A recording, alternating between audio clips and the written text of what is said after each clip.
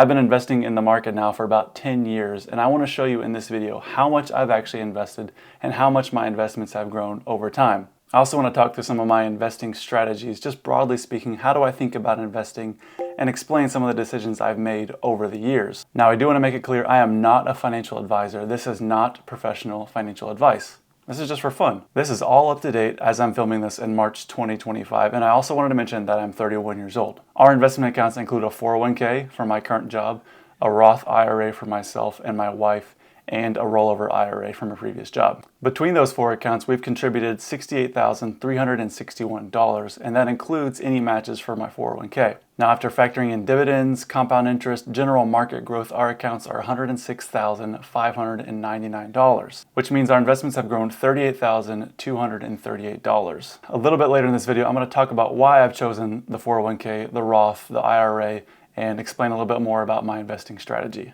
And I'll also add some high-level info on what I'm investing in. Now, before I get into that, I want to give you some background about how I got started investing and give you a little bit of history. So when I was 19 years old, dropped out of college, started working, and just went right into the workforce. And I didn't know anything about investing. I mean, you can imagine a 19-year-old kid gets to his first job, he hears about this 401k thing that he's supposed to do. And again, didn't really know much about it, but sounded important to me. Now, after a couple of years in the workforce, I kept hearing about this 401k, and it seemed like I ought to be doing it. You know, there's a match, you gotta invest enough to get the match, and you really wanna be saving for yourself in the future. So after a couple of years, I started to contribute 6% of my income towards investing, and that 6% was only because they offered a match 50% up to 3%. So to get the full 3%, I had to invest 6% of my own money so that they would give me 3%. And that equaled 9% total of my income. And that way I could take full advantage of the match while I had it. So at the time, my total contributions, including the match, was 9%. But I still had no idea what to invest in, what kind of funds to choose. I just knew, hey, at least I'm saving, at least I'm putting something towards my future. However, I made a pretty big mistake when I left that job. The smart thing to do when you leave a job is to roll over your 401k into an IRA instead of letting it sit in your old 401k for 4 years. Which is what I did. Rolling over that 401k into an IRA gives you a lot more options. It gives you more control, and like I said, it gives you more options to invest in, more funds to choose from, and it's a lot cheaper. There's a lot less fees when you have it in something that you actually own. Now, it was around this time that I started hearing about this guy named Dave Ramsey. You've probably heard of him, but if you haven't, he's a personal finance guru who really focuses on getting people out of debt and helping them build wealth. He has a plan called the Baby Steps, which is a 7-step plan that gives you a step-by-step approach to getting out of debt and building wealth. And that's exactly what we started to do. That's the plan I started to follow. If you want to hear more about the baby steps, maybe a more in-depth review of what they are, let me know in the comments and maybe I'll make a video on that in the future. One of his recommendations is that when you're paying off debt, when you're building your emergency fund, you should pause investing. So that's what we did until we were finished with that step. So once we became debt-free and built our emergency fund, that's when we really started investing a lot more aggressively. There was also another period of time where we stopped investing to save for a down payment, which is another one of the baby steps. So we had just sold our house, we moved to Tennessee, and we wanted to keep saving to put as much down on the house as we could. So we paused our investing until about 2022. And then again, we're back at it, maximizing our investments, putting as much of our income as we could towards our future. Okay, let's talk a little bit about my strategy for investing. My goal is to contribute 15% of my gross income. So if I take home a salary of $100,000 a year, my goal would be to contribute $15,000 towards retirement accounts. Now, the actual percentage you should set aside for investing is up for debate, but 15% is what I'm going with. So where do I put that 15%? How do I allocate that across my 401k, my Roth IRA, and my other accounts? So because my current employer offers a 4% match, I'm going to contribute 4% of my income to that so I can get that free match, that 4%. And the next step I'm going to do is start investing in my Roth IRA. So you can contribute $7,000 annually into that Roth. So after the match, because I can do $7,000 a year, my goal is to fill up that $7,000 before I move on to the next step. Now, the Roth IRA is the best account you can invest in. It is single-handedly top-notch, one of the best, because all of the growth in that account is tax-free.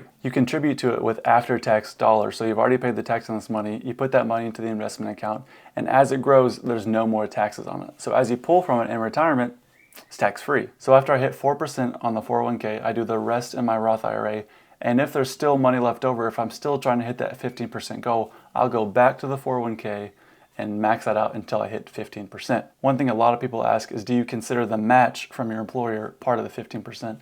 And no, I don't. It's just extra. It's gravy. So truly I'm getting about 19%, including the match towards retirement, which is really incredible. Now, the other part of my strategy is not the most popular decision right now, but I have decided to hire a financial advisor because I believe it is in my best interest. I don't feel like I know enough to confidently manage my own investments on my own, and I don't have the time to constantly monitor the markets like I know my financial advisor does. So I've hired a guy and I fully trust him. Now, I do coach people one-on-one. I help people with their day-to-day finances. I help couples get out of debt. I help couples get on the same page with money. But personally, I don't pick my own funds for my investments. Now, because I work with a financial advisor, I'm not going to show you my exact investment portfolio because I feel like that'd be a little bit disingenuous because I haven't personally picked the funds I'm invested in.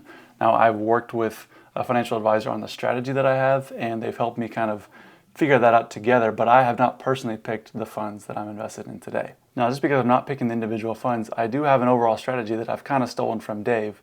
So he recommends investing in 4 different types of mutual funds: growth and income, growth, aggressive growth, and international. Now, I can make a whole video explaining the different aspects of these different types of funds. And if that's something you'd like to see, let me know in the comments. We can definitely dive into that into a different video. But having those 4 different types of funds allows me to kind of diversify and not put all my eggs in one basket. So as the market goes up and down, it's not as scary because my funds are diversified across these different types of mutual funds. So now I want to show you how my investments have done since I've started working with this financial advisor. You can see here I started working with him in February 2023. All my contributions are at 0 because it's a new account. The first line here you can ignore because that's an HSA, but the next line, this is my rollover IRA that I got from my previous job. This is a 401k that's been turned into an individual retirement account. It started at $20,454. The income is from dividends, so it's $1,300 roughly.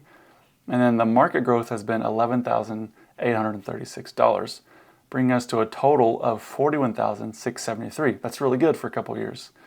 The next line here is my personal Roth IRA. So I've contributed $18,000 roundabout. Again, the growth has been really good from dividends. And then the market growth, again, huge growth for that size account, bringing me up to $24,000. And then lastly, this is my wife's Roth IRA, $12,602 that we've contributed from our income. The dividends, and then the market growth about $3,000, bringing us to $15,894 for that account. So just for the big picture, you can see we've contributed about $60,000, and now we're sitting at $81,917 from growth and dividends. This is really good growth for the past 2 years. I just want to give you another idea of the growth that we've seen in this account. So if you look at this chart, the green line here is how much we've actually contributed to the account. This blue line is the market growth. So I want to point out this green line here.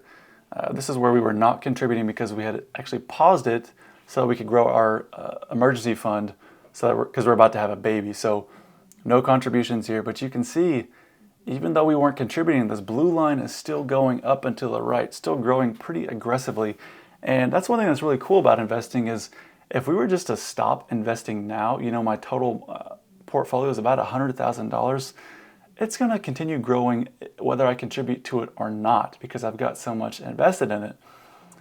There's this rule called, I think, the rule of 7. So if the market grows at 10%, which it has over the past 100 years, every 7 years, my account's going to double. So 7 years from now, it'll be $200,000, and then $400,000, and then up and up and up, doubling every 7 years without any more contributions. This is pretty incredible, and that is the power of investing in the market. And the last thing I wanted to show you is my 401k over the past couple years, how much I've contributed and how much it's actually grown. So I started contributing to my 401k at this new employer in May 2022, and they have a 4% match, so I, again, was contributing 4%.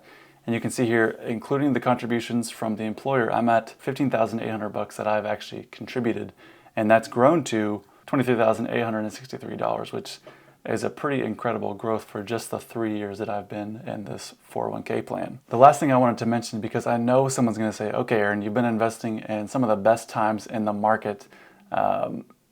Big deal. So I just wanted to show you the last 100 years of the S&P 500. So the S&P 500 it's called the Standard & Poor 500. It's kind of a overall picture of how the market is doing. It's the top 500 stocks in the market, and it gives us a good idea of the overall health of the market for the past 100 years. So Just to show you here, there's a lot of green, of course, a lot of up in the market, but there's a lot of red.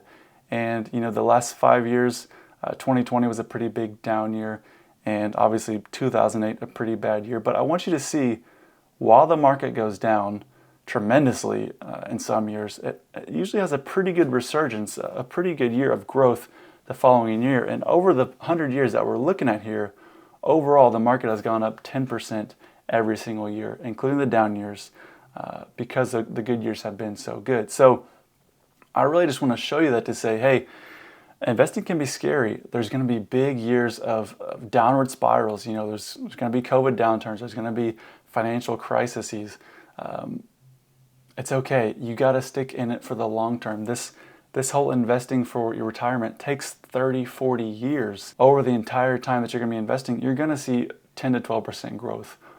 Not guaranteed, but that's generally what we've seen over the past 100 years. So stick with it. Don't be afraid of investing. The market's going to reward you. Now, what I really want to leave you with is this. I know investing feels overwhelming, but the most important thing is you got to get started and hire a financial advisor. I think a lot of people think just because, I don't have $1 million for a financial advisor to work with, I don't have $100,000. You don't need a lot of money to get started.